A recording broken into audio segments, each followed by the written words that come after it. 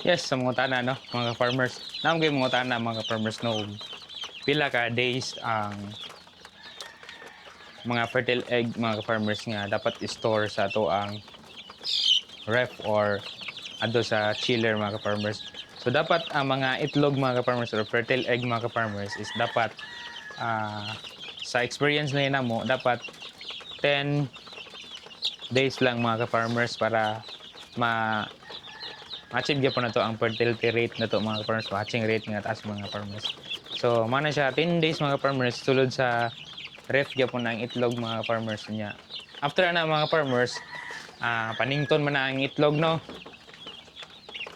nga atong habuaon gikan sa chiller. Ato na siya ang i-air dry mga farmers og at least 10 hours.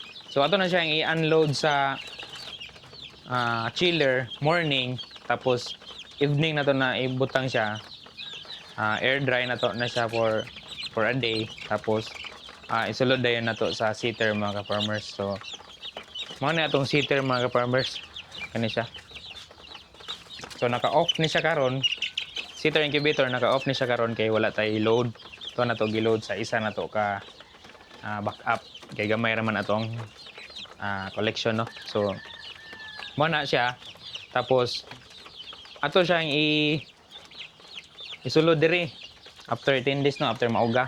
Tapos nagbutang ta og kon mga farmers hydrometer. So ang tawag niya mga farmers hydrometer. So dili na sa pag-control sa iyang humidity mga farmers but to monitor na siya sa humidity para if na changes dali ta maka-adjust mga farmers kay lain-lain man tag humidity mga farmers. Diri sa mo taas humidity nya sa inyo hadra low humidity.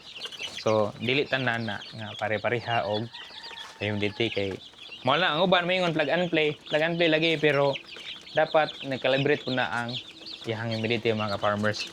So kay magdepende man na ang humidity sa area mga farmers. So mao na mga farmers no ang ideal na to nga